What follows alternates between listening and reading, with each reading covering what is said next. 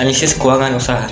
Jadi, analisis keuangan usaha adalah analisis yang melibatkan penilaian terhadap kelangsungan, stabilitas, dan juga probabilitas usaha.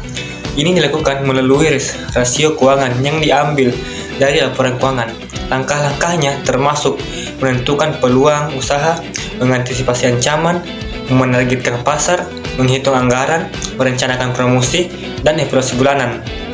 Analisis ini juga mengungkapkan kekuatan dan juga kelemahan perusahaan yang memungkinkan manajemen untuk memperbaiki kelemahan dan juga memperkuat keunggulannya. Hasil analisis membantu dalam perencanaan dan pengambilan keputusan yang tepat untuk masa depan. Dengan cara menutupi kelemahan, mempertahankan posisi yang diinginkan, dan juga meningkatkan kekuatan yang sudah ada. Analisis keuangan usaha penting karena yang pertama, pengambilan keputusan. Analisis keuangan dapat membantu pemilik usaha dalam membuat keputusan yang strategis berdasarkan data finansial. Yang kedua adalah untuk kesehatan keuangan. Hasil analisis keuangan dapat digunakan untuk menilai kesehatan keuangan usaha dan mengidentifikasi area yang memerlukan perbaikan. Yang ketiga adalah perencanaan. Hasil analisis keuangan ini dapat memfasilitasi perencanaan dan juga penganggaran yang efektif. Yang keempat adalah investor dan juga pemberi pinjaman. Analisis keuangan dapat memberikan informasi penting kepada investor dan juga pemberi pinjaman tentang kinerja dan juga risiko usahanya. Selanjutnya itu adalah bentuk-bentuk dan juga teknik analisis. Untuk melakukan analisis keuangan secara efektif, diperlukan metode dan juga teknik yang tepat. Tujuan dari penentuan metode ini dan teknik analisis yang tepat adalah agar laporan keuangan dapat memberikan hasil yang maksimal dan juga mudah diimplementasikan oleh pengguna. UMKM yang kami analisis tidak memiliki laporan keuangan. UMKM ini hanya melakukan pencatatan setiap piutang modal dan juga keuntungan yang didapat pada setiap unit pakaian. Oleh karena itu, kami melakukan analisis keuangan usaha dengan menggunakan analisis berikut ini.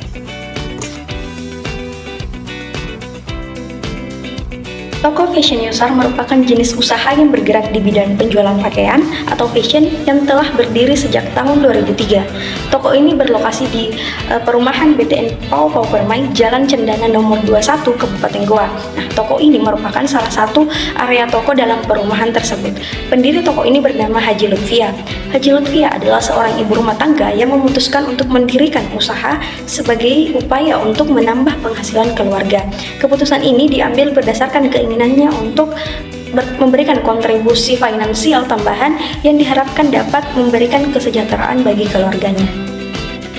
Berdasarkan hasil analisis sumber dan penggunaan dana yang telah kami lakukan, kami memperoleh informasi bahwa sumber modal usaha pada toko ini berasal dari dana pribadi pemilik toko dengan jumlah sebesar 20 juta rupiah.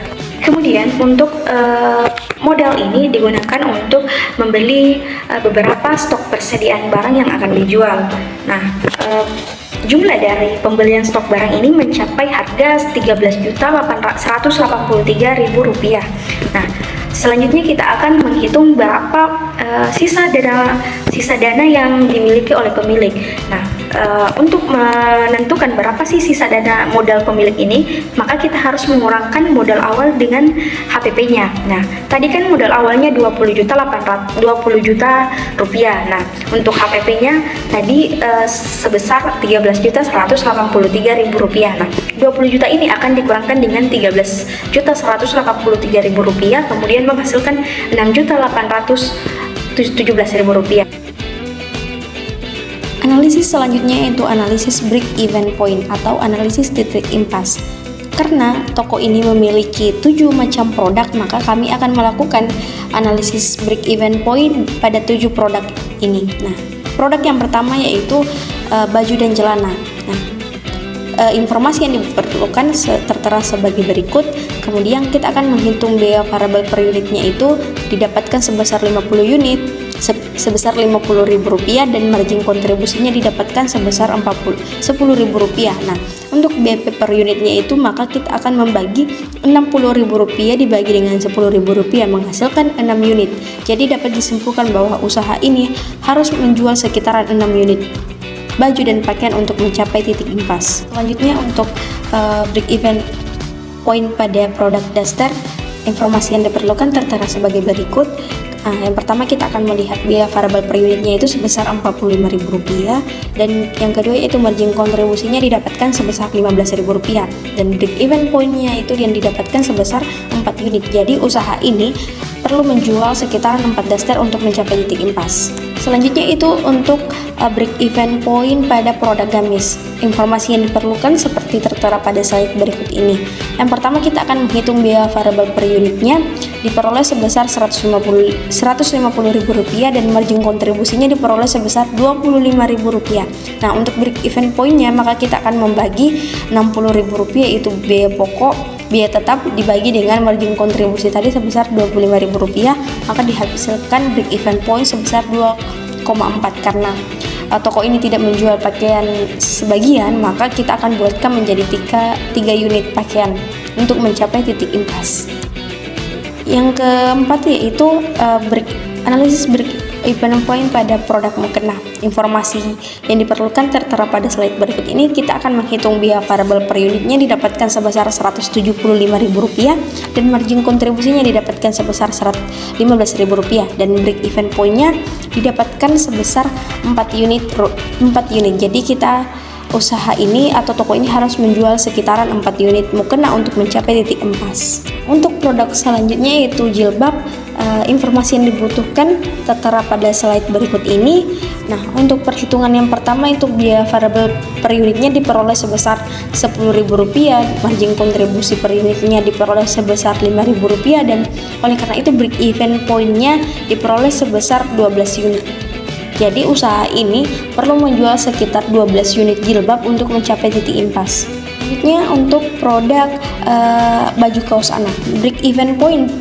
Informasi yang diperlukan tertera pada slide ini, maka perhitungannya diperoleh perhitungan biaya variabel per unitnya itu sebesar Rp15.000, margin kontribusi per unitnya sebesar Rp20.000 dan break even point yang didapatkan sebesar 3 unit. Oleh karena itu usaha ini perlu menjual sekitaran 3 unit baju kaos anak untuk mencapai titik impas. Terakhir yaitu produk baju tidur. Informasi yang diperlukan untuk menghitung break even point ini seperti yang tertera pada slide ini. Kemudian perhitungannya diperoleh sebesar biaya variabel per unitnya itu diperoleh sebesar Rp40.000, margin kontribusinya sebesar Rp5.000 dan break even point yang diperoleh sebesar 12 unit. Oleh karena itu usaha ini perlu menjual sekitaran 12 unit pakaian tidur remaja untuk mencapai titik impas. Baik, kali ini saya akan menjelaskan mengenai analisis profitabilitas pada toko fashion Ruslan.